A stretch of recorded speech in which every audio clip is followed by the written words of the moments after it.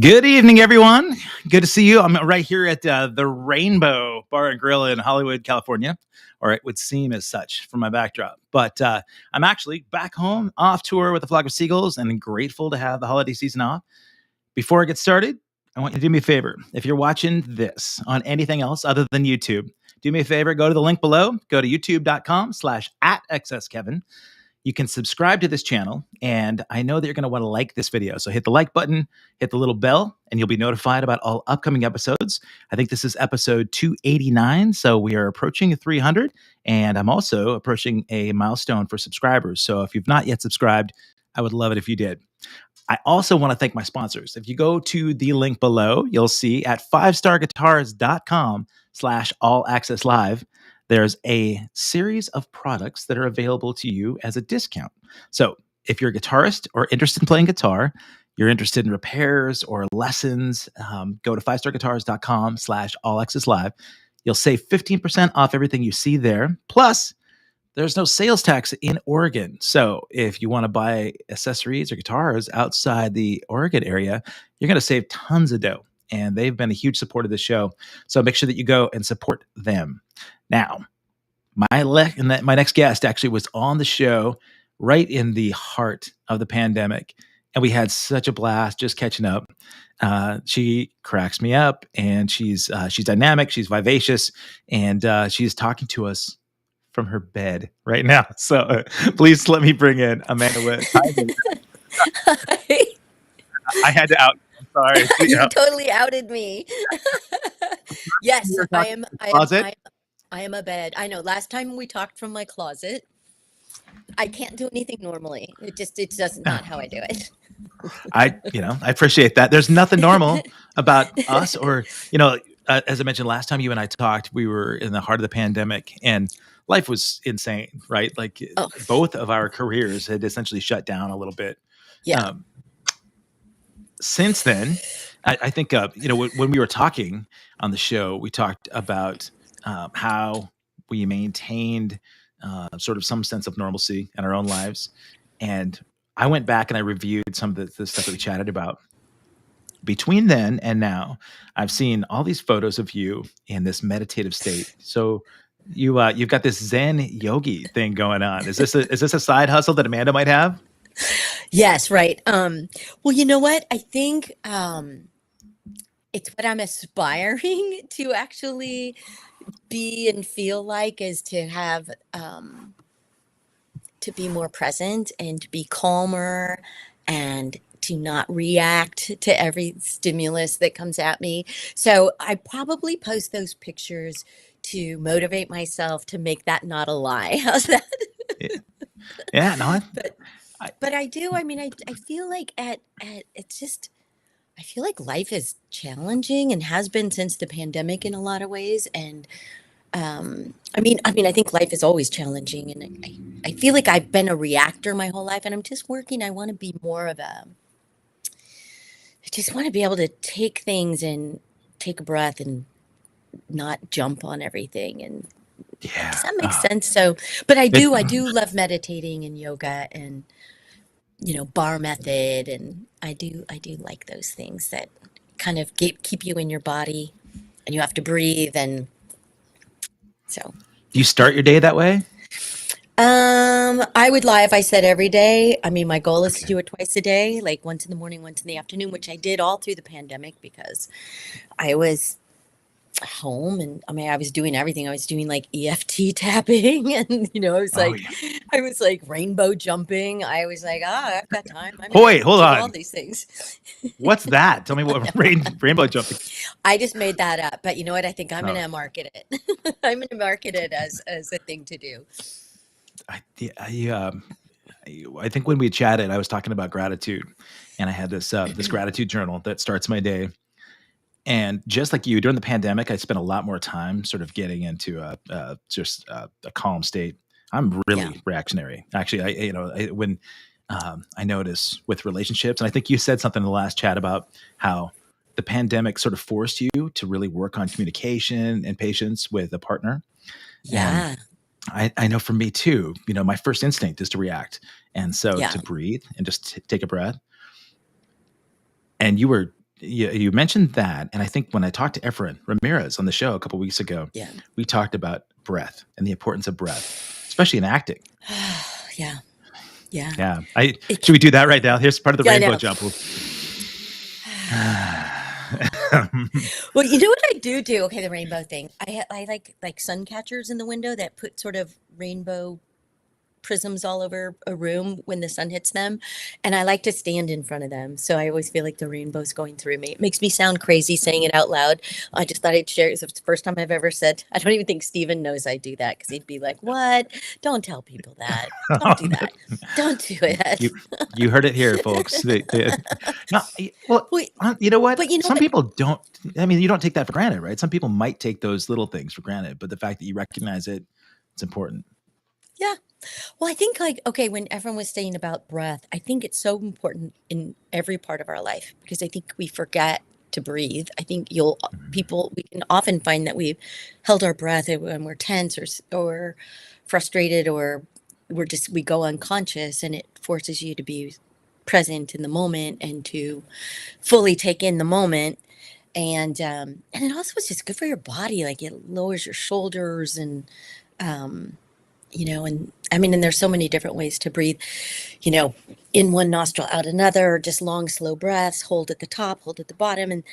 But like with acting, it just keeps me in my body, and it reminds me to listen and to slow down a little bit and take in the moment, see what the other actor's doing, and not just have my agenda, that I'm gonna like not change no matter what the other person does. So it just makes me calm down, be present, and help tell the story in a more honest way by listening. You talk about with acting. I Yeah. noticed it when I saw an audition role, an audition reel that he did for Napoleon Dynamite. So when he was actually reading for that role, Yeah. they gave him the lines, and so the director is working with him. They feed him the line, and the places where it really locked in, where he, there was this, it was very authentic feeling Yeah. when he took a breath, and it didn't seem at all like he was actually having to work to act. And, Yeah. not being an actor, I tried to sort of compare that to musical performance, me being on stage, Right. and how much different my interaction is with the band and with the crowd if I'm present, if I'm breathing, and I can sort of Yeah. be there in the moment, not thinking about practicing that song or tempos or anything like that. But Yeah. is that a focal point for you when you go in and you read for a role? Um, yeah. I mean, I think it's really important for any interaction, really, to just stop like all the crazy that's going on in our head, and to just be it just to be present. It just reminds me personally, and I obviously not a guru or anything, but just reminds me to be present. And I feel like that helps with everything, and I think you and I talked about this when we had our pandemic chat, that it's so easy to, I mean, Stephen and I, we butted heads two times really big, and You're that's talking about when we your both. partner, Steven. Yeah, yeah, Stephen, my Yes. Stephen, not the Yes. other Stephen we're going to talk about in a minute. But Right. yeah, like that we had to really go, we're in this, so we need to be better, do better, and and you know, be kinder to ourselves, therefore kinder to each other. And it really did start with just breathing and taking a minute, and it's like gift in, garbage out. Like there was so much coming at us during the pandemic that it was easy to just be overwhelmed and lash out at the whoever you were sharing your home with. Yeah. And so we stopped doing that, and thank goodness we did that at the very beginning, and we're able to, have a pretty gentle ride through because of that. Do you have pets? No, we don't have any Okay. pets. I love animals. Steve's a dog person. My Steven is a dog person. I'm a cat person. I'm a crazy cat lady without any cats at the Okay. moment. So, Yeah. Have you? I, So you've had them in the past, like oh my God, yeah, I love cats. I'm obsessed with cats. I would totally wear like cat sweaters and stuff if it wouldn't make Steven leave me. yeah. So Well, he obviously doesn't mind you doing like conversations from the bedroom, which is nice, but no, he's I, just like, whatever. I know. He's like, don't tell people you're sitting on your bed. And I'm like, well, oh you don't no, know. I know. I'm like, no, it's a but cool backdrop.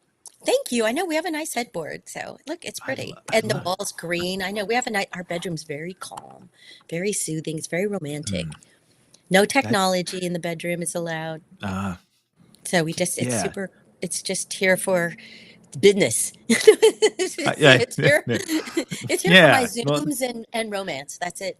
love it. Yeah, but I asked about the pets because being present. One thing that I know, um, I've had dogs and cats. I've got an amazing pug in my life, and Mm, I think about how present he is. Right, he doesn't care about anything in the past. He could really care less about what's going on in the future. He's yeah. just so focused on right there. And Yeah, animals are unconditional that way. So they you know, are. taking a page from their patience. Is pretty. It's Yes. pretty awesome. But What is and they're like, feed me now. Or like I need your attention now. Like they will knock anything off your table and do all or cats will anyway. And yeah, dogs right. are just so sweet. They're like, please just love me. That's all I want from you. And cats are a little more like, yeah, I just need you to feed me and I'll let you know when I want you to interact with me. They're Yeah, they. very they're aloof. Oh my god. You know, um, I follow Kate Beckinsale some on Instagram, right? And Yeah. she's a cat person. I don't know if you follow Kate or know it all, but she just lost a cat from a long time, and Oh it was no. tragic. I mean, she's really grieving right now, and it's almost every day there's a sequence of posts that have stuff from the past, and this is her Oh, process. She's doing sort of this oh, online grieving, and I wow. mean, you get it. Yeah, if you're as an I animal totally person, you do. understand. Oh my gosh, yeah. I, I, Oh, but I don't follow her, but that I do. I adore her, and that is heartbreaking. Oh, she's yeah, we've joked that apparently she was at a gig that we did at Microsoft Theater in LA, and I missed her because of course I was packing up my stuff, but I was a big yeah, Kate fan, had a little bit of yeah, a crush, and yeah. Who uh, doesn't? um well, yeah, my girlfriend actually is a fan too, recognizes her cuteness, Yeah. but I kept posting on socials. All right, so we're playing tomorrow night at the Greek Theater. I'll make sure that Kate, you're already on the guest list. Don't worry about it. I'll leave the room key underneath the passes. And she never showed up after that. Oh my But God, one of that's these days, hilarious. I, You're so funny. got to keep myself entertained while I'm on the road, right? So, So yeah, hey, that's funny. so before we get into this most recent escapade Okay. in Cancun, you're back to Yes. work. The writer's strike is over, and it happened while you Yes. were in Cancun. It did So happen. if people don't know, this lady on camera here was at the front lines picketing hardcore. You were a face for a lot of people in the industry and so I tried to explain this as sort of trying to promote equity rights, for writers, actors, everybody in the industry to Yeah. sort of level things out. So you want to maybe give me a little bit of an overview on really the gist behind this writer strike? Well, I'm going to tell you about the Screen Actors Guild strike. Okay. But they had um, similar needs. Well, writers had other things too, like the room size and they had specific needs, and also wanting to not have to rewrite AI scripts and things like that. And then when the actor strike was, we had AI concerns because people had been being scanned and you know y- y- mostly for the extras and the background people, so that they can continue working, and as opposed to having somebody own their likeness and just imposing them into something. So it was a lot about AI and AI protections for actors, and then also we haven't had a contribution to our pension and health since I don't even know when. Yeah, I think Really? when I first started in the union, and then, or a raise Wow. in that anyway. And then we Okay. haven't really had very much cost of living increase. Like even now with the little bit that the negotiating team was able to get us, it's not going to really help the average actor much. But so we were striking for streaming residuals because a lot of people don't know that 87% of the Screen Actors Guild does not have health insurance. They don't make enough money to earn the health insurance, which is only 27,000 and some change to earn. So the average actor, we're not talking about the millionaire actors, but Right. and then there's a kind of another sort of level of people that aren't maybe millionaires, but they're on TV series, so they have their health insurance. Maybe they're not like the George Clooney's of the world, but they're known and they're on a TV series. And then everyone else does not have health insurance for the most part. And so they were looking for a cost of living, a wage increase, and then also residual increases, because in the past, an actor would do a guest star on an episodic, and then you would get this big first run residual, and then the show would rerun, and if you did 2 or 3 guest stars a year, you would 100% get your health insurance, you'd be able to live well and all that. Well, now they don't do those first runs anymore. People are all doing truncated series and putting in a 9 episode series instead of rerunning Grey's Anatomy. They're doing some other show in that slot when they go on hiatus. So Wow. actors aren't getting residuals, really. You're getting small ones, for old things. And then on streaming, it's all based on the honor system of then saying that no, they don't have any money. So I don't feel like the deal we got is a whole lot better than that, but they've worked out a tier system where popular shows will pay out, and we'll see how that works. It's a step in the right direction. But yes, I picketed a lot. I was at Warner Brothers 3-4 days a week. I mean, there were people there that were there every day. And I was there the day before we went to Cancun, and then I had a feeling they were hinting that it was going to be resolved, and I was like, oh, I wanted to be there that day. But Yeah. just because I put, I have so many like strike T-shirts. I need to like make like something, or in 2 years if we strike again, I'm fully attired. I've got the wardrobe, so I'm all set. Chances are, I mean, if the compromise wasn't exactly what everybody needs, yeah, then there probably Yeah, will be something in the future, right? I think so. Like, because they say it's a start, and I think we're up 2 years or some. I mean, there's other people that are more knowledgeable about this, but it was ratified yesterday. 83 or 87% of the union voted yes, and 21% voted no, but only 38% of people voted at all, which is just so disappointing. But it's kind of indicative of just in general how people feel about elections, like whether they're for the Right. president or whatever. I don't think, as a rule, we have tremendously large turnouts, sadly, because it's No, like the yeah, one no, you're voice right. we have as people that aren't, running things. It's I think people think that their voice doesn't help, or it's not enough to make a difference. And I just feel like, well, you don't know if you don't do it. You Right. have to Yeah. vote. Man, I had that conversation with my kids a lot when they became old enough to vote. And my older son was really into it, like in the presidential elections. He was into both sides of the primary parties, right? And Right. he knew all of the platforms that they were running on. And after the election, when things didn't turn out the way he wanted them to, Yeah. he felt like it was futile. And my conversation was with him, and it's the same kind of thing with what you guys are doing. You Yeah. have to start locally. You really have to. I mean, it's the same Yes. thing with music. There are some people here. I live in Portland, Oregon, and there are some advocates for musicians union and non-union to try and advocate for musicians' rights. Even everything from, and it sounds silly, but musicians parking outside venues.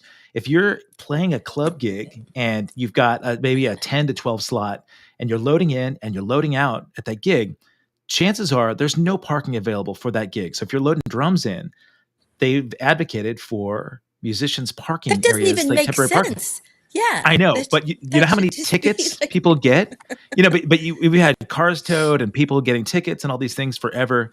And so anyway, so for the advocates that got, some sorts of movement at a local level, it really made a difference.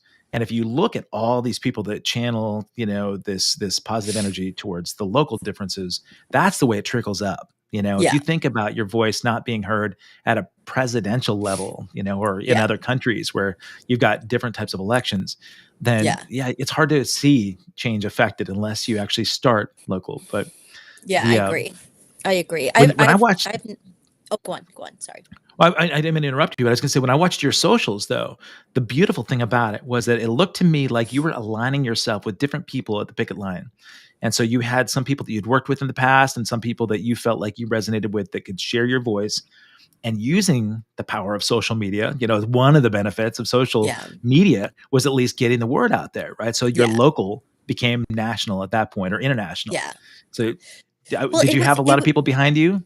well, it was interesting because I live near Warner Brothers, so I just went there by myself most days, and then you would run into people, or some days I would just pick it by myself all day. I mean, you're you're in a crowded thing, and I would just put on earbuds and kind of race walk and get my steps in with listening Yeah. to my sign, get some exercise. But the interesting thing is, so many people, because y- I'm fairly vocal like I was during the election and stuff on some of my social media, like more on, I guess it's called X now, or threads, or things that to me are a little more political. But then I had a lot of people say, you know, shut up and go, just make your movies Right. and make your crummy movies and be grateful, and kind of Oh, like some not so nice things. And so I would try to have like calm dialogue with them about that all actors aren't millionaires. I'm not a millionaire, um, by a long shot. Most actors, even though I'm known, I don't work as much as I'd like to work. I still have sure. to audition. I get rejected all the time. I mean, I'm super grateful when I do work, and sometimes I'm better than others, and I mean, my work is better than other times, and I love what I do so much, and I feel like Yeah. it's one the thing I'm the best at, but maybe other people don't think that, and so I don't get to work as much as I want to work, and so it was nice to have this dialogue with people that tend to, even people in my own family, because I come from a pretty hardcore union family. My I was told by one cousin who I love and who loves me, that me striking, me meaning my union, was hurting all the real laborers and causing strife for people with families.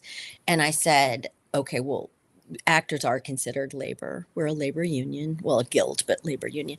And it was an interesting conversation that was never fully resolved. He didn't see it the way I saw it, that he just thought, we're, you know, most of the people are millionaires, and Mhm. he thought it was bad optics. And I was like, well, I got to tell you, only like 1% of everybody in the union is millionaire. Most people are Right. struggling. A lot of people lost their houses during the strike. Like, it wasn't, like, but actors are labor, in terms of, for the union. And it was interesting, and two other people in my family felt the same way. So within my own family, no, my strike was not supported at all, and their union, they just didn't think that actors had the right to strike because everyone around us is actual labor, and that we were hurting them. And I just felt it was disappointing to me that we weren't ever able to resolve that, but it's what they believe about it. And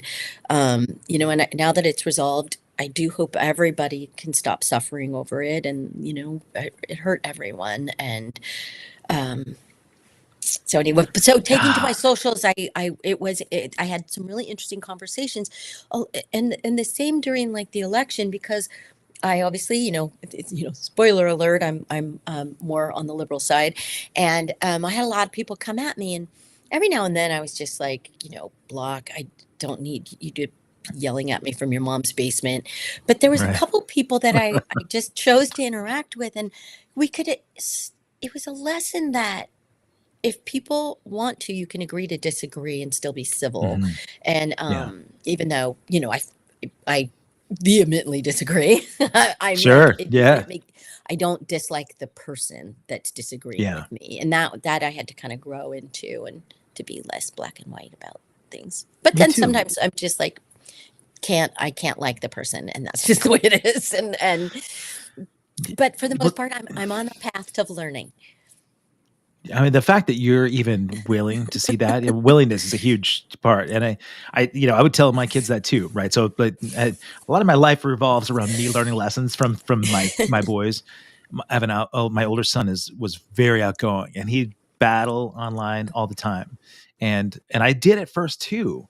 And I realized that like I said, I live in Portland, which is a progressive liberal city, Yeah, but I'm on the outskirts. I'm in the burbs where it's a fringe area, and there was yeah. some massive rallying every Friday night, 4 to 7. There's a rally here, and it got Oh, heated and actually really, really icky, where yeah, where it got, they're representing KKK out there, and that was the turning point for me, where I had to go have a conversation with these guys because they were yeah, putting up flags of the white knights of the KKK, and yeah. my son had been telling me. I told him, like, when you're flipping these guys off and you're honking and everything, you're not changing minds, right? You No, gotta you're be also willing to. endangering yourself. Like, I mean, you don't want him endangering himself, Well, he in worried my about me opinion. because I went to talk to them. When I saw the KKK flags going up, I had to have a conversation with them.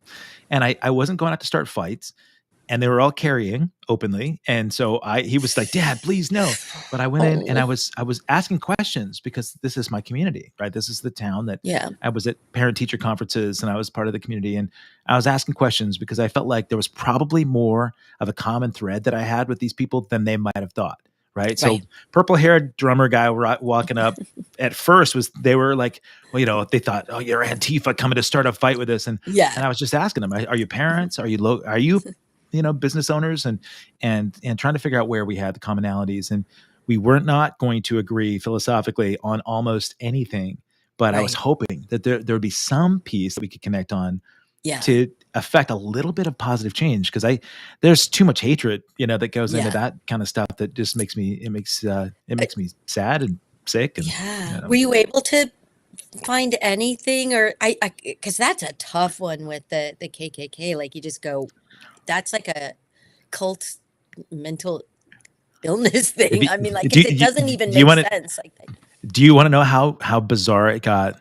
This is I hadn't openly talked about this on my show, but I've talked to some close friends. The part where this really changed, what the one guy that I talked to that had his flag, and it was promoting a party that I was not aligned with, and I yeah, said, but and he talked about he said they're stealing our liberties, and I said, tell me about the liberties that you feel like you're being stolen. And I yeah, knew where he was going with it because I wanted him to talk about Second Amendment. He felt like, okay, the government's coming for my guns, and we could right. have that conversation, but I was going to say, like, yeah, I mean, liberties for her are being stolen, the one that had her F Biden flag, because they just overturned Roe v. Wade. They're turning in states there. And I thought Yeah, her liberties are absolutely being taken from yeah, people that don't have the right, that white fat guys in Congress making decisions for women. I felt like was a really yeah. screwed up thing. But Well when I said. was talking to him, when I saw the White Knights flag guy, they said, "Oh, Richie, have Richie come over here. He knows what's going on here, so he can tackle your objections." Richie was an African American man who was there with the flag, with the White Knights of the KKK, and he came over with his phone out in hand, and he said, "You're on Telegram right now. You're in front of 100,000 people." And I said, "Oh, so should I promote my band then?" I thought, I was trying to kind of bring a little levity. And he said, "So what? You're coming from downtown to try and start a fight?" And I said, "No, no, no. I I live here. This is my neighborhood. This is where my kids grew up. But I'm curious about that flag because that one, that's a new arrival here to the rallies." And he said, "What, you think you know what's up with this flag?" And I said, "Yeah, it's the White Knights of the KKK." He said, "So what, you think that the KKK is like some racist organization?" And I said, "So it's not." And he said, "They're hardworking congressmen and business owners." And I said, "Oh, I understand that that's who represents, some of this organization." But I said, "So the lynchings and all their passings never happened. You believe this liberal rhetoric from, the liberal media, but none of that stuff is legit." I said, "Okay." I Wow. realized there's no way that I can have a real conversation. I asked him if he had kids. He said he did. And I said, "So your kids being African American, you feel like they have not been singled out, or any part of their experience in school has had a negative impact because solely because of their ethnic makeup? He said, not at all. They have every opportunity. And I'm like, okay. I mean, that's a beautiful thing if that's true, but I don't believe Wow. it, you know? Right. And it's unfortunate and a really sad part of our, our culture. But he was so wound up in his belief there that I thought, we're just never going to align, you know? And Wow. that's when my son dragged me away. He said, Dad, you're not Yeah. going to change minds. Let's go. But it was sad to me, and it was a Yeah. deciding factor for me to move to Santa Fe. I moved to Santa Fe for the last year, in New Mexico, where I could live up in the mountains for a little bit and I recharge. love that. I'm back in Portland again, but the Yeah. rallies are still going. They're still Wow. there every Friday. I love that you tried to like ask questions. Somebody just told me this the other day. It's so funny that you said it that way. That when you anticipate conflict or you're involved in conflict or someone's accusing you of something or anything unpleasant really, is always just ask questions. Try to get to the nut of what they're really after. And I don't know why that had never occurred to me. And I mean, I do try to, like, if somebody comes at me, I try not to be defensive, try being operative word, and to not always, like, if somebody's bullying you and they're like, tell me yes or no, is it this, to say, well, I don't understand why you're asking me that. Like, I feel like I don't always want to just have it be this one-sided thing where someone's like bulldozing me. But like how when you were just asking them questions like, but why or where, when, like, what does this mean?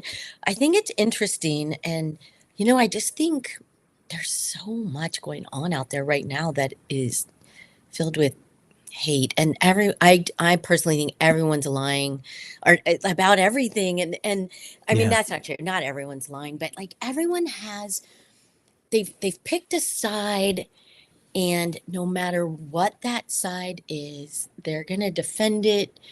And, I want to be open to, like, if somebody that is more conservative than me that has a great idea, I want to be able to rejoice in that great idea. I just keep finding that a lot of the conservative people don't align with my feminist values, and they don't align with my belief that women's rights are human rights, and that, get your bands and hands off my body, get your laws right, off my body. I believe in equal pay for men and women. Like, I just have a really, I tend to vote women's rights and human rights, more than fiscal rights, because, or more right, than fiscal, because as a woman, I have felt that having the person in that's really helping men succeed doesn't really help women succeed. So you know what I mean? Like, it might be great for the economy, but that's mostly fueled for men for the most yeah. part. And I find that the people that tend to look at women's rights as human rights, women tend to do better, especially for equal pay and better opportunities, in my opinion, which I'm not You know an what? expert, but I mean, that to me, that's not even that's that's not even objective. I mean, I think that's fact, right? I mean, I think when yeah, if women do better, we all do better. I mean, yeah, honestly, I think we just to me, and maybe it's poor business ownership on my part, right? If I voted fiscally, perhaps my own business would be better. But the fact that I got the roll of the dice to be a white male in America is just fortune, right? I mean, yeah, there's to me, I absolutely see, where I'm just a fortunate person that way. And so I, I don't want to take it for granted. And I also don't want to take advantage of it and have somebody else suffer from that. So yeah, I, and you travel a lot too, I've been traveling so much yeah, internationally, and I look at how other places succeed and fail based on their politic and based yeah, on their support of community and like diversity. yeah, I love seeing organizations or countries and communities thrive when it yeah, really is about the person, regardless of race or regardless of gender. Yeah. And Yeah. it's funny when I first started doing the show and you and I were talking last, I said, I try to avoid politics and religion and all this stuff, but because I think people were sick of talking about stuff, especially that was like the election time, and we had the COVID thing kicking our asses, and Yeah, but it's real stuff, it and is. I And I feel but like we're about to go through round two, and so I think it's on my mind, but I want to be more optimistic and positive and on certain of my socials that people will know what I think about things and they say really mean things back and it's given me a thicker skin and everybody can fly their freak flag as far as I'm concerned. Well, okay, guys, if you're watching this and you didn't notice, if I have Amanda's social handle right below, so right below her name at Amanda Wyss, you can go and watch her freak flag fly. That's good. But can I comment really quick on how awesome your hair looks? By the way, did you just get it done? Thank you. I did. I just got it God, cut a little bit. I know it it's looks so fantastic, shiny. Thank you. I man. think I know I've had it longer and I don't know. I've gone back to my like Beth Better Off Dead bob. I think that's I've gone back to my bob face. I Thank you for I noticing. yeah, I didn't mention it before, but it definitely, yeah, I could see. It looks uh okay, so you mentioned Beth. That was my first exposure to Amanda Wyss. I felt like I think Better Off Dead is probably my favorite movie from the 80s, and I know you get it a lot. You're at all these Thank you. conventions and all these events where you and Diane Franklin, are at a lot of these events repping the Yep. film. So because that film and Nightmare on Elm Street, Friday the 13th, these sort of era pieces were really prominently featured, in American culture, and Yeah. that's where a lot of people got to discover you. Do you feel like you got typecast a little bit when you're reading for roles later on? No, I don't only because I think um oh sorry, I'm like messing around with my screen. Slow down. I don't only because uh I had other opportunity to play other roles, so I don't think so. I mean, I think it kind of brought in like kind of like bitchy roles, but I am good at those. Like I do Yeah, play a lot of icy, um, or people with a secret that like you think she's just a mom, but she's really like, an ex-hooker or whatever. Like I just never am like the straight up person. I'm not usually ever like the super nice, which is so funny because that's kind of closer to my nature. But yeah, I think because I have like icy eyes sometimes. They get really watery and like people are like, "You look mean." I'm like, "Okay, hire yeah, me. I'll be your mean right, person. I'll do it." I yeah, like it's fun to play mean people and crazy people. I do play a lot of unhinged people, and that's always fun too. So no, I don't think Beth typecast me. I feel like it was a gift because at that same year, Tina, they roll from A Nightmare on Elm Street came out, and I remember my agents didn't want me to take that role at all because they just thought I was going to ruin my career, and nobody did it. That horror wasn't like a list sport back then, and so they were right, like, "Don't do it. You're on this role." And I'm really glad I did do it. So I'd had that, and then I also did Silverado in the same year, which was yeah. like this kind of sweet saloon girl, and so like I kind of feel like all those together made it. And then I started doing a lot of episodic TV where I played all kinds of, from you know hookers to drunks to serial killers to you name Just it. right up your alley. Right up my alley. I know I've played like three serial killers, so I don't know. But the Oh, joke is when I'm on panels, I see pictures and Robert England, who I'm on panels with a lot, he played Freddy Krueger for anybody out there. yeah. He's like, "You have resting serial killer face," because apparently on panels I sit like this. Ooh, I just make yeah. this face where I'm like, "Oh my God, get me off here." Not because I don't like the fans. No, I nobody ever asked me anything. So I sit there for an hour and I'm just like, "Oh my God, kill me. This is so boring." But I Oh, do, so I'd rather have the fans come up and talk to me at my table, which they do. And yeah. that's amazing. But sitting on panels, not my thing. And so during the strike, I didn't have to do them because they were too awkward because you couldn't talk about so many things. So I All was right. like, oh, I'm like, ugh, I have to go back to panels.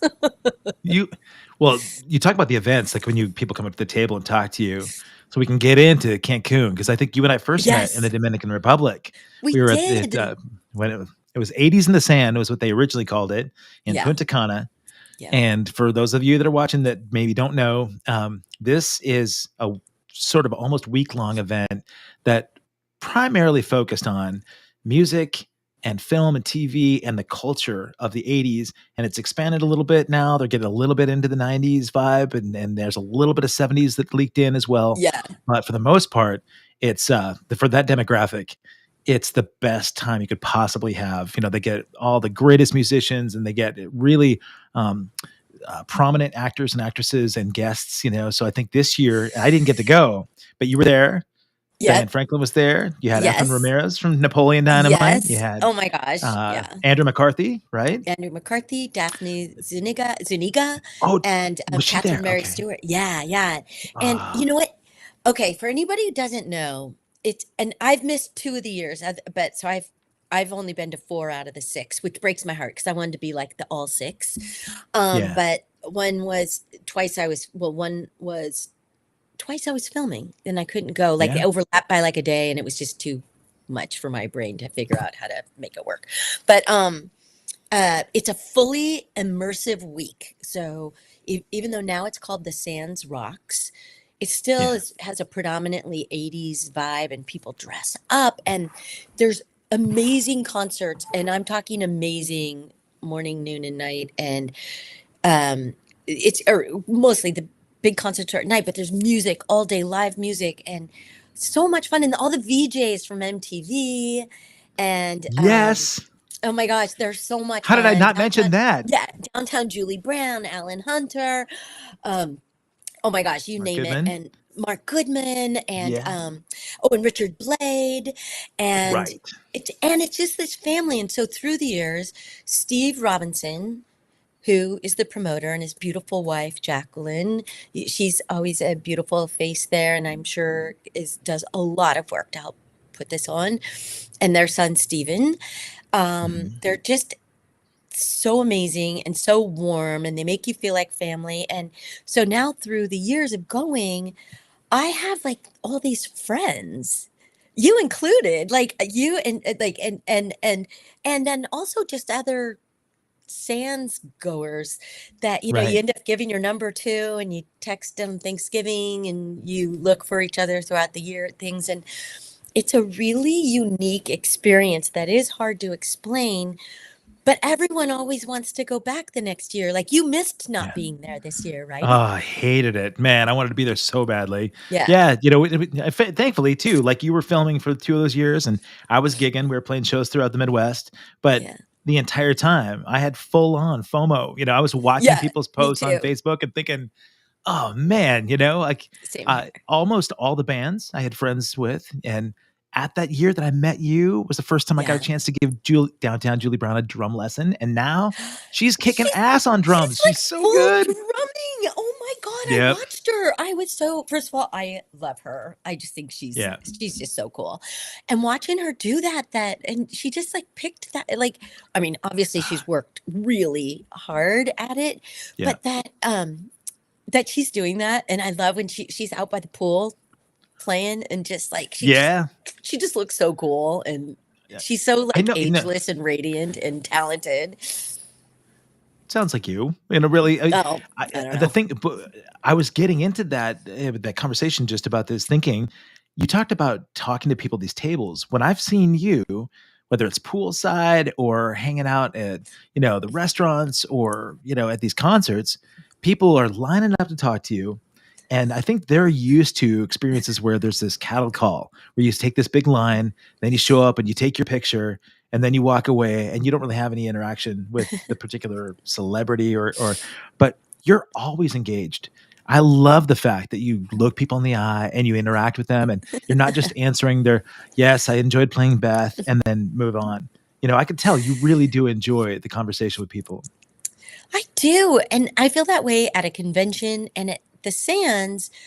I mean, I think they have had some people there that didn't quite other, invited people that didn't maybe understand that it's an immersive week. And you know what I mean? You do the same thing. I've seen you walk around, you stop, you talk to anybody that wants to talk to you, and you do that. And I feel like part of that's our job while we're there, but it's also I would organically and instinctively do that anyway because it's Yeah. fun and the people Yeah. are neat. And like I said, like I feel like you don't meet any strangers there. Like you That's true. everyone's there to have a great time.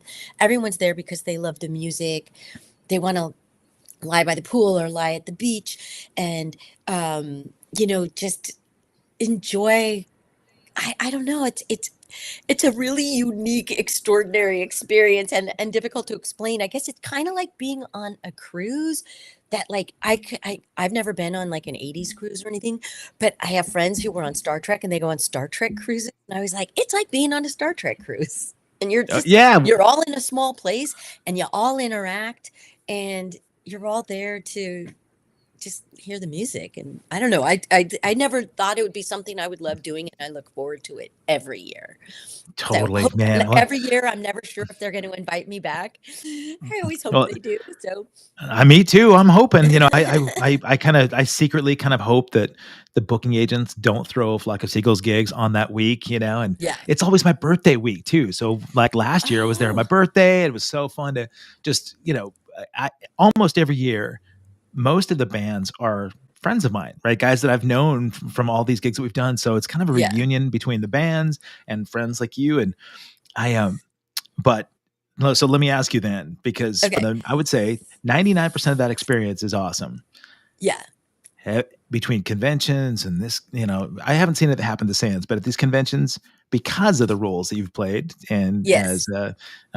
attractive female actress, how do you deal with creepers? Because I know you've had them. Well, first of all, there's security. So it's I'm like I can like wave my arm and somebody would come. I think there's a lot less creepers than you might think, and I think that uh, what I have found at conventions, any and all creeping is fueled by alcohol. So it Yeah. happens. They serve a lot of alcohol at these things, and people get loose. And and so you always find like around 3 in the afternoon, if anything's going to happen, it starts happening because everyone's had a couple cocktails by then. And I'm not bashing alcohol, but I just noticed that tends to loosen people up or make them make poor choices. And but there's security there, and I always try to think this person might be hurting and Mm. doing what they're doing. I mean, because I've never had anybody like push me or somebody will they'll be nobody's ever grabbed me or I've never been physically assaulted at a convention. I've just been people can say mean things or Yeah. get too close and want to lean in or try to kiss me or things like that where you're like Yeah. they'll Oh, just like lean in, God. which I guess technically could be a physical assault, but it's Yeah. never malicious. It's fueled it's just mis at a Yeah. convention. I'm not talking about at the grocery store in public. Right. I'd be like, Well, you just yeah. physically assaulted me. But at the conventions, I try to realize, okay, this is somebody that has drank too much. They're making a poor choice. They aren't able to read boundaries right now because they're loaded. And so, I'll tend to just, and I'm a grown ass woman. So I'll say, hey, that's inappropriate. You need to step back. You can't stand that close to me and you can't talk to me like that. So if you do want to talk to me, you need to go have a cup of coffee and you can come back and we'll have a chat if that's Wow. really what you want to do. And they'll be like, oh my God, I'm so sorry, ma'am. And they start calling me ma'am at that point because I sound like a mean lady. And I'm like, Well, you that's put them in okay, their but you should place. go, yeah, you should go have a cup of coffee. You should just have one anyway because you're a little too loaded to be walking around here. Yeah. And Man, so so that's I get all mom, I get all mom on people. honestly, I mean, that's a very kind thing. My patience is not quite there. Yeah, I think I'm really patient with a lot of people, but I don't deal well with sloppy drunk stuff at yeah, all, man. That like to me, yeah. game I over, hear you.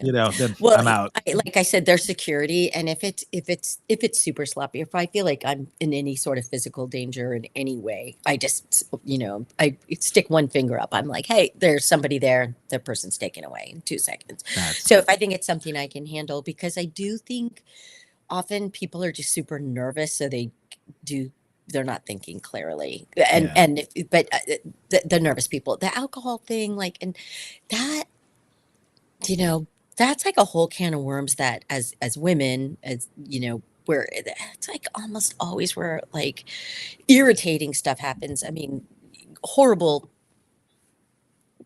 physical, assault stuff, Yeah. that's a whole other ball game. But I'm just talking about the drunk leaning in too close, and you Mm. just go, oh, you probably are a really nice person, but I will never know because you're just loaded and weird. And now I have to have The fact that security move you away from me.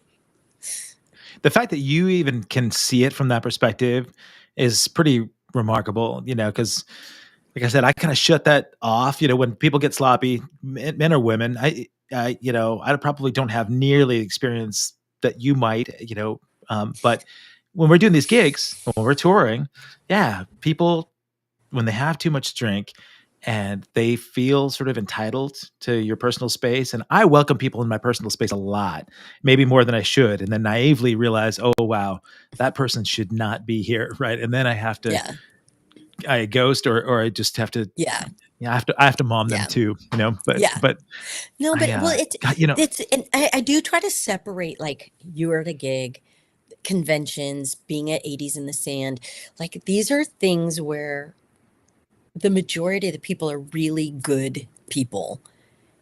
yeah, And then you bring in alcohol, and so that's when that it gets messy. And so I realize, like, I try to I take pretty good care of myself. So I anything I think I can't handle, I call security. Like, I'm not an idiot, and I never put myself in harm's way, knowingly or intentionally. And I just try to read the situation, because you're also, you're at these things and you're interacting with people, and I don't know. So it's kind of, but I'm not afraid to say, no, stop that, get away, back off, security, whatever it is I have to say. I'm not, I learned a long time ago not to, that I'd rather be embarrassed than dead.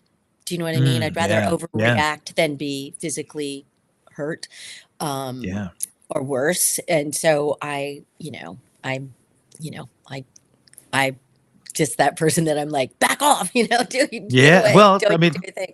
better safe than sorry, right? I mean, That's that how I really feel. is that Yeah. my one of my next guests coming up actually was a prominent actress in the '80s in the adult film industry, and went mainstream, and just recently, sort of disclosed some assault that had happened in her Oh past, man.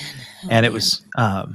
it was a public declaration, and it involved a male in the industry that's probably the most known, for that role, and I, So I think awful. about the industry, right? I mean, you look at Weinstein, right? I mean, that was the sort of the pivotal point that started the Me Too movement. And you Yeah. think about men in power roles that way, as an actress or an actor. I mean, I know that it's disgusting, to see people in power roles like that realize that they Yeah. can prey on people that Yeah. their aspirations are so strong, that so Yeah. desperately want to make a mark with so much competition.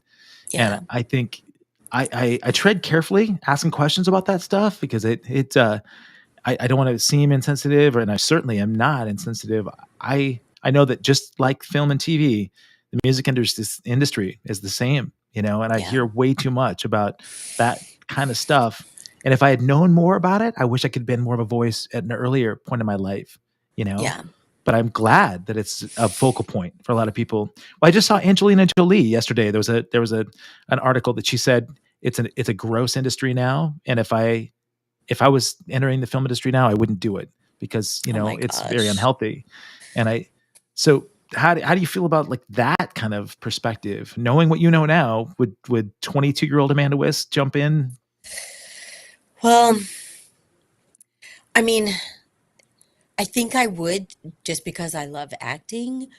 But I mean, obviously, somebody like Angelina Jolie has been in much different circumstances than I've ever been in, as far as being with like, um, major players that have, you know, some of them, all that have been Me Too'd. I was never in a world with them, but I think I probably would because, you know, good choice, poor choice. I love what I do, so I probably Yeah. would.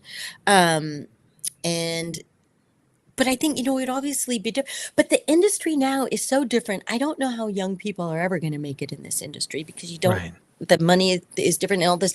So I don't know, but yes, I would. Short answer, yes, Okay. just because I love it and I don't know what else I would do. I mean, I don't, I mean, unless I'd Well, had some other thing where I had an epiphany about some other thing that I could do, but no. So I'd probably dive right back in. yeah. I mean, I guess I'm amazed when people, it just music industry, the same kind of thing. It just like you said, I don't know how people would make it at Yeah. a young age in acting Yeah. as musicians, right? The opportunity to score the major record label deals are just not there anymore either, right? So Right. there's one Taylor Swift on the planet right now, Oh right? my It's gosh. just Yeah. it's She's my I mean, bees. She's the whole planet. yep, yep, She's it's like, true.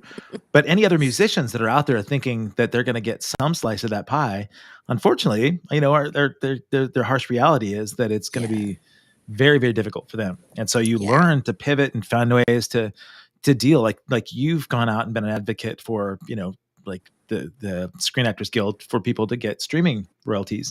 Yeah. Streaming royalties for music too. It's next to nothing. And so the only way for musicians to make money is to go out and tour and sell merch. Right. So for actors and actresses, like, I mean, you're all actors. How what's a sort of a side hustle that an actor could do besides maybe conventions to make Right. a I living? mean, I don't know. I mean, like any actor I know that's doing a side hustle right now, they're the classics: bartending, waiting tables, Uber driver. Um, and then, people try to, people are writing biography or autobiographies and, um, you know, I think just like any side hustle anybody does to, that like whatever you can get a hold of. I mean, I'm super grateful that I get to go to conventions um I'd love to know some other thing to do that I love to do as much. I wish I knew something. Wish I had those opportunities, but How about like the sort of on call cameo type things? The cameo.com, you can go and you can get a greeting from, are right. you signed up for that? Yeah, you know what? I did it for a while. I started doing it during the pandemic, and this is how lazy I am. I was like, ugh, I have to do my hair and makeup and set up the light. And I was like, I just don't want to. I don't want to do that when I'm at home. So I don't Yeah. do it. But a lot of my friends do it. And Yeah. and the fans love it. And I just am that lazy. I Well, only set up well, this light for you. 'Cause- I'm really honored. But tell Steven I appreciate you sharing the bedroom. yeah, But totally. I think for me, trying to figure out ways. I'm really fortunate. I've got a web design business that I can take anywhere with me, right? So Oh, I, that's I got my brilliant.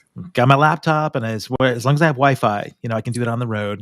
I'm not a party guy, so when everybody else is out having cocktails by the pool, I'm back at the laptop time. And You're working. but just like most, I guess 87% of the actors out there, you know, music is not an opportunity that provides me retirement plan. It doesn't have a Right. health plan, and so I'm trying to Which find is ways just to. unbelievable to me that in this world where like in so many of the like in the European countries, artists are completely helped in a way, not a handout. They're just given the Right. opportunity because they realize how important the arts are. Yeah. People need the circus. People need the circus. They need actors and writers and directors and musicians and painters and all that because we need that as part of the stimulus to have a full human experience. And other countries just make it so artists have the same importance as the other labor workforce. Um, Right. and to full circle back to my family, but I feel like like that, like Steven and I record audiobooks, which I fold into acting, so I don't really think of it as a side hustle, but it's a great, we love it. And he's way better at it than he has the most amazing voice. Like he's like Mr. like voice over documentary guy. Like he's got the best voice. But that I think is fun. I do young adult horror books and it's super fun Oh, and they're fun to do and it keeps my creative juices flowing and um so I guess yeah. that's my side hustle. That would be my Well, side do you have hustle. an agent that books you for conventions, books you for the audiobooks? I have a convention agent and audiobooks just come to me. I'm Nice. super lucky. Yeah, I'm really Yeah. lucky. So Is it so lucky or fortune? I talk about that a lot. okay. Well, you know what? No, it's good fortune. I think there's a couple things. We make our own luck by being prepared and working hard and being present. And good fortune sometimes is that unexplainable little bit of extra goodness that we get sprinkled with every now and then. Yeah, Does that something does might that fall make in your sense? lap. It Yeah, totally does. Yeah, I yeah, think if you weren't prepared, if you hadn't done the chops and figured out how to articulate and how to, sort of to breathe, when you're presenting, that's preparation. And so I don't feel like luck brings that, your way. But yeah. so are you working on an audiobook right now? No, I'm not right now. I'm getting Okay, ready to start a cute but spooky Christmas movie for next year called really? yeah, A Merry Scary Christmas. And I'm super excited and I play the kind of charming but goofy aunt to the hot young girl who and we have these two disparate Christmas experiences that are like spooky and horror-ish where I get kind of sucked into an alternate world and she spends the movie trying to find me and falls in love and it's scary and it's just wonderful. It's just wonderful. So A, a I'm super Merry Scary excited about Christmas. A Merry Scary Christmas. I So I'm super like it. excited That's about that. But that's all I have so far on. So anybody out there that yes. wants me to be in their TV shows or movies, and by the way, I'm obsessed with Christmas movies, so I'd love to be in Are all of you? your Christmas movies. Yeah, I'm obsessed with them. Do you And have a they favorite from the past? well, okay. I love Love Actually. I love The Holiday, and then from the old ones, I love Christmas in Connecticut and White Christmas. Okay, I haven't seen Yeah, Christmas in Connecticut, it's, but you'd like I it. think. How about traditions? Do you have like holiday traditions at your place, you and Steven? Well, we put up the tree already because my birthday is just after yours. My birthday is Thanksgiving. So we always put the tree up kind of as part of my birthday if we're here. Sometimes we're in New York and we don't till we get back. But um and then we usually do a big Christmas Eve dinner. We have friends over to decorate the tree. Um so we do those things and then we always go there's a place here in LA called Descanso Gardens. We always go see the lights, the Christmas lights. Oh, And yeah, Ef- so we do Efren stuff just like told me that. about that. Yeah. That's up Oh, north, it's so like pretty. it's just north, right? It's like near Pasadena, or Yeah. Yeah. okay, yeah. Yeah. You'd love it That's if you're man. ever here around Christmas. And so we do those things. And then it kind of changed, obviously, because of the pandemic. We stopped having people over, obviously. And so, like, this year, we kind of like didn't have anybody over to decorate the tree. So we're still getting back in the swing of, that we don't have to do everything with just the two of us. We can have other Yeah. people around. So, Well, you actually you went to school. You grew up there, right, in that area. yeah. So Yeah. you're not used to like snowy Christmases or anything like that. No, but we do often around my birthday go to New York, and so I've had the opportunity to see those snowy Christmases, and go see the rockets and the tree and all Oh, that stuff. that's So I know I'm super corny about Christmas, so I like to no, do it. man. That's I like to mold the spices and have hot cocoa, and I have a million Christmas T-shirts, and if I had a dog, I would make it wear outfits. So I would totally oh dress your pug yeah. up in a million Christmas outfits. He's got a Santa hat. He does. Oh, I my pug. This is his purple mohawk here. Let's see if he can. That's well. oh, hold Does he show please. up Wait, let me there? get my glasses. Oh my gosh. Yeah. That's Oh my Edgar Allan gosh. Poe. Yeah. He's so cute. Yeah. Oh my gosh. Yeah. He's beyond cute. Oh my He's gosh. we talked about during the pandemic, like the just animals being present. That guy became my spirit animal. He and I were out in the woods Really? every single day, and yeah, he changed me a lot. He changed the kind of person I am, which is, I know that sounds super corny, but I think No, I'm it a different doesn't. person because he doesn't know he's a pug. I think he knows that he's more human than Did, most does humans I know. Now, does he think like you're his dad or his pal? Like, what do you think his I psychology is with that? I You know what? I That's a good question, but I would think that he's more my pal. You know, Oh, and you guys have matching the hair, so we do. I took him to get his teeth cleaned last week. yeah. I was only home for like 2 days. We had this weird, like, I was home for a day and had to go to Manila. We had one gig in the Philippines, Oh my so I took gosh. him in, got his teeth cleaned, and he had an adverse reaction to the anesthesia. And so Oh no. just before I left, I took him in. He had to get an IV, and he got these shots. And he was so Oh, pissed at me, so sad. And the entire trip, oh, I was wrecked because I just thought, I ruined my buddy's life, oh. just he gives me this look, but he has got this super curly tail. And after that Yeah. happened, his tail drooped and got all slopey. And the look he Oh, gives me was just like, I'm a horrible person. So yeah, I oh get my a little too gosh. sucked into the emotional part of pet ownership. But I but don't you know. know, they're They're so sweet and genuine, and like you said, they're just open. Like all they yeah, want is to give us love and get receive love, and they're super aware of our emotions and what we're going through. And I mean, cats too in their own way. They can tell if you're upset and all those things. And I, I just think it's interesting. I mean, so of course you feel bad, and they do become. I don't know. Steve and I should get a pet. We both just travel so much yeah, it's hard. that we haven't. Sorry, I keep thinking Steven's like trying to come in. You can come in if you want. Um, Please uh, bring him on camera. Yeah, we'll talk. oh no, he's too Yeah. shy. He said to say hello to you though. By the way, Well, he said to thank say you. hi. Tell him Yeah, hi. he Tell, was like, oh yeah, no, Steve's too. He's like, he'd be so mad. He's like, don't drag me in that. But yeah, he did say yeah, he was sad that you weren't there this year, and he hopes that you come next year. Well, we all hope we're invited next year. yeah, absolutely. Steve Yeah. Robinson, if you're out there. Yeah, if you're But out well, there, we all love it. It's something I look forward to. I don't know. It's just a neat ray of sunshine, and sometimes a hard scrabble life. You know what I mean? y- oh, a lot of people that you mentioned that you get these friendships that you developed over the years because we've been out gigging so much, like over 100 gigs this year. So Holy many people from the shit! Sands have shown up to our gigs. Really? Sometimes in the same outfits. Yeah, I meet people from the Sands gigs all over the world. They show up every place, and it's kind of reunion time. We Yeah. just we I were see that on in. Facebook. Everyone's like, "Are you going to be at Flock of Seagulls and blah blah blah?" Who's Sanders? Yeah, Who's coming? it's a fun, I mean, it's a community that sort of becomes family, and we were talking cultish stuff with religion earlier, but it's almost that way too, that this is the one place where people can escape the other Yeah. parts of their life, so Yeah. they don't have to think about politics or the differences they have with other people or No. bills or any of that stuff. They just get to, they get to unleash.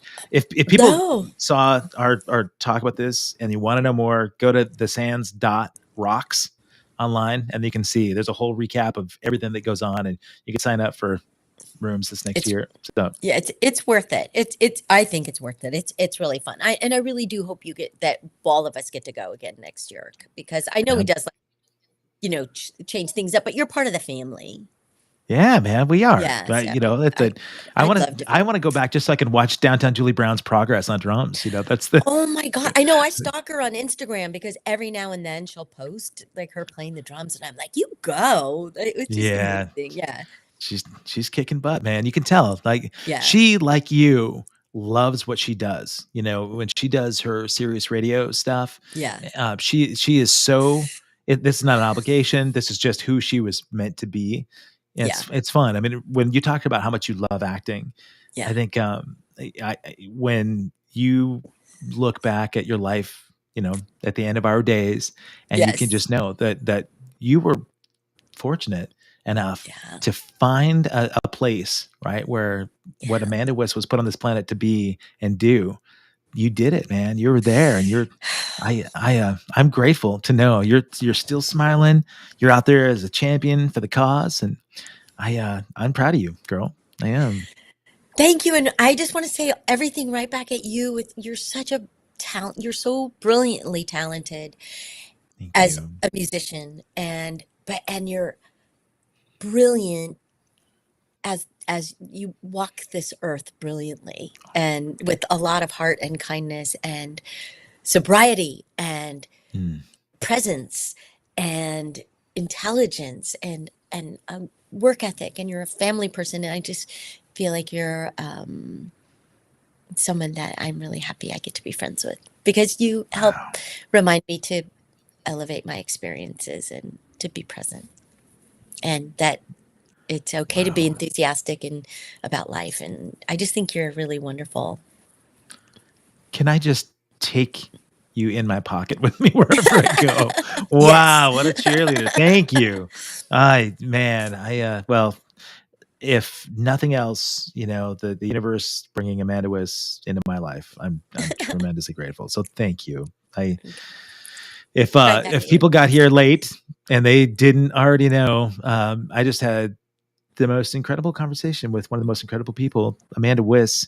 Amanda, please thank Stephen for sharing your evening with me and you in your bedroom. And I will. folks, go to at Amanda Wyss on all the socials, and you'll find out about the forthcoming release of a merry scary Christmas. Yeah, That's very scary. the movie you're working on. Yeah, and then Awesome, hopefully many man. more things, we'll just see. Hopefully people, you know, haven't forgotten that I exist. Then they'll Well, keep last hiring time we me for things. chatted, you were admiring Laura Linney's character on Ozark, and I think Oh, like I we just get want a. a I role think like that so much. I Oh, know you should be in a role like that. That's a perfect role for you. it would That you be. know that you have anything you're binging right now? Please. Anything you're working on or watching? I just finished Virgin River on Netflix, which is Oh, basically like a very long Hallmark movie. But okay. it's lovely and wonderful, and it's wonderful. And then gosh, I just finished so many shows now I can't think of one of them, but like, everything on HBO. What the one thing that Steven, I don't know if you watched it, is the what's the it's Ryan Reynolds buys a soccer. This is a real documentary kind of TV series. He's bought a soccer team called Wrexham, I think. Anyway, waiting for season 2 of that. That was amazing. Okay. And yeah, so just a lot of TV. But right now I'm in Christmas mode, so I'm kind of going over the Yeah. Christmas. I'm going over the Christmas movies. So Nice. Well, you're staying in character if you've got to be working on a Merry Scary Christmas, right? So right, yeah, I it's gotta right. I gotta do my research. That's So right, man. Well, thank you again, Amanda, for a fantastic evening. And oh, folks, if you had not done so, please do me a favor, hit the little like button and subscribe to this channel. And then keep an eye out because Amanda Wyss and I hopefully will be in Cancun next yes. fall. And we'll be hanging out poolside watching Downtown Julie Brown Drummond. And Yes, and you and I should do some stuff for you to put on your show. We'll do like like we'll be those people like from News who show up at the event and I don't know, bring you the stuff, bring you the juice. I love it. I want it. Yes. Let's just go out and share. You know what? Now that I think about it, I should have been right there on the front lines documenting your picketing. That would have been fun, Oh my But gosh. you know what? If I come down anytime in the holidays and I have an opportunity, will you take me down to Descanso Gardens? I really want to see the Yes. lights down there. Okay. Yes. Uh, 100% man. yes. Okay. It's a Well, deal. you got it. Thank you, kiddo. Okay. It's great to Thank see you. you. Have a wonderful Christmas. Please tell Stephen I said hello, I and will. I look forward to the next time that we get to share the same space together. Thank you guys for watching. Have a beautiful evening. Merry Christmas. Bye. Say bye to Amanda Wyss.